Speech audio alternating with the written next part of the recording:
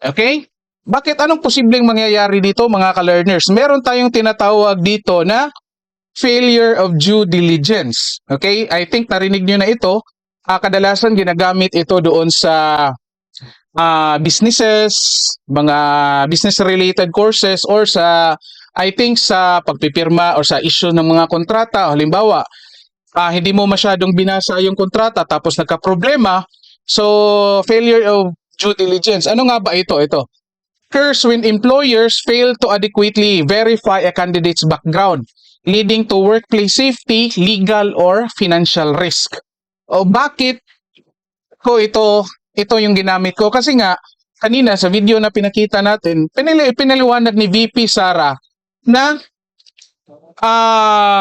pinag-resign niya itong si Gloria Mercado kasi naka-strike to sa kanya. Yung una, nag-solicit ng 16 million.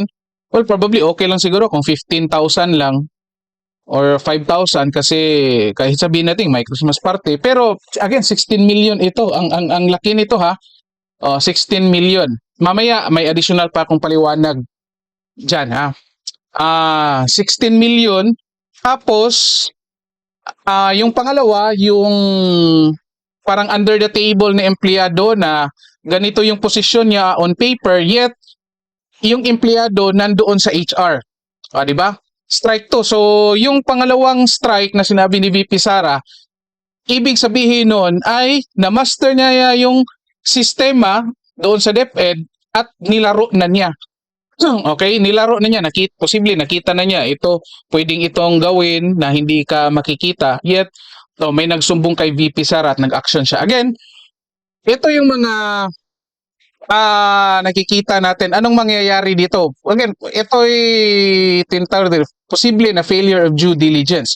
Now, it involves skipping background checks, ignore red flags, or failing to verify credentials. So yun na nga isa natin sa mga katanungan mga ka-learners na wala bang nagtatanong na taga Malacanang doon sa DepEd, hindi naman necessary si Vice President Sara ang tatawagan nila, i-background check nila. Okay, kung ayaw nilang kausapin si VP Sara kasi kalaban nila, marami namang empleyado sa DepEd na hanggang ngayon nandoon pa na naabutan pa nila itong si Gloria Mercado. And most likely alam nila kung anong nangyari dyan. So verify lang nila, tanungin lang nila, ito ba itong sinasabi ni VP Sara? Anong mga ebidensya meron dito? Kasi again, twice na nangyari, twice na may kasalanan. Dalawa yung kasalanan pala, no? Minsan lang ginawa bawat kasalanan. Okay, so yun na nga. Tatanungin lang again, hindi necessary kay VP Sara magtanong. Then ma-verify. Totoo hindi pala ito totoo. Sige, hire natin. Ang problema diyan, ito na nga, sabi ni VP Sara, confidential, may ebidensya siya, may paper siya na yun na nga ito. Yet, ang desisyon pa rin ng Malacanang i-appoint ito si Gloria Mercado. So ito ang pangalawa kong nakikita dito mga ka-learners. Ito, bakit nga ba talaga hinire? Posible ito yung rason. Reciprocity norm. Ano ang reciprocity norm? The rule of human interaction that says people need to reciprocate the action of another person. Simply, this means that when a person is given a gift, which can take any number of forms, like yun nga, gift, nagbigay siya ng pabor, nagbigay siya ng by another, the person must repay the gift. So, ito, kaya ko nga natanong, ito na nga ba ang, ito na nga ba ang aksyon na nagpatunay na inutos ito ni PBBM ang pagsira dito kay Vice President Sara Duterte? Kasi, dahil dito sa reciprocity norm. Itong reciprocity norm, pinag-uusapan namin ito sa social psychology, lalong-lalo na tungkol sa attraction and intimacy. Kaya nga, nadidevelop yung isang relationship kasi nagkakaroon ng reciprocity norm. So, nagbigay si lalaki ng gift, malaking chance sa susuklian. I-reciprocate ng babae yan. So, then, hindi lang gift. Again, iba't ibang form. Pwede nag-share si babae ng kanyang mga experiences Then, kung maisip ni lalaki na, oy, may related din ako na experience, susuklian din niya. So, meron na silang common na ngayon na pinag-uusapan hanggang sa everyday nag-uusap na sila kaya nade-develop yung relationship. So, ito reciprocity norm. So, ano nga ba? Bakit naging reciprocity norm itong ginawa ni PBBM? Now, balikan natin. Anong nangyari noong 2024? 2024 ba or 2025? Basta, may nangyari mga ka-learners doon sa Congress sa Committee on Good Government na kung saan nag-conduct ng inquiry na pinamunuan ni Congressman Joel Chua at tumayo itong resource person, itong si Gloria Mercado, na kung saan mayroon siyang aligasyon dito kay VP Sara na bribery, na binigyan daw siya ng envelope na may lamang tig 50,000 yata kung hindi ako nagkamali ha, kung tama yung naalala ko. May tig 50,000 daw na laman. And kung natatandaan niyo, nagdala pa nga si Gloria Mercado ng mga envelopes doon sa hearing. So ipinakita niya, ito yung mga envelopes. 'Di ba? So kaya yan yung nakikita natin diyan. Yan yung action niya, yan yung nakikita ko na pabor na ginawa niya, pabor kay PBBM. At ito naman ngayon, yung pag-appoint naman sa kanya, ito yung nangyayaring sukli niya o reciprocity niya doon kay Gloria Mercado. Okay? Magandang hapon dito kay Odrax no Pamot. Paano ba yun basahin? Okay? Wonder why anyone still believes in this stupid administration. Hindi ko, yun nga yung tanong ko, sir or ma'am. Yun na nga, no? So ngayon, sasabihin natin, may nag-recommend lang. Hindi naman si PBBM talaga pumipili. Sumusunod lang siya sa mga recommendation. Pero ganun pa rin, ang nagdidesisyon pa rin, mas lalong magkakaroon ng issue kung sasabihin nating palusot or ilusot nila na may nag-recommend lang, kung may nag-recommend, sumunod si PBBM, so posible lumalabas din na kung yan ang rason nila, baka isipin ng mga tao na sunod-sunuran si PBBM. So medyo papangit yung imahe ni PBBM kapag yan yung palusot. Sabihin naman na choice talaga ni PBBM,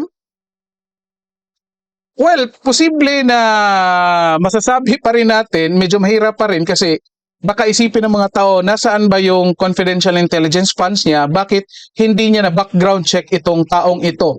Or hindi ba niya narinig yung video na pinakita natin kanina na sinabi ni VP Sara, may kasalanan ito kaya in-advise to resign ito. Itong si Gloria Mercado, mga ka-learners. So yan yung, again, hindi ko lang alam kung anong magiging posibleng palusot nila dito. Kung yun na nga, ang magandang palusot dapat ni PBBM dito ay dapat may unique skills. Itong si Gloria Mercado na talagang hindi mo makikita ni kahit kaninong tao.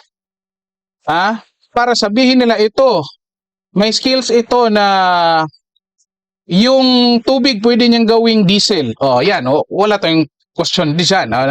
So kapag yan yung sabihin nila na yung may mga kapangyarihan, then masasabi natin talaga unique yan.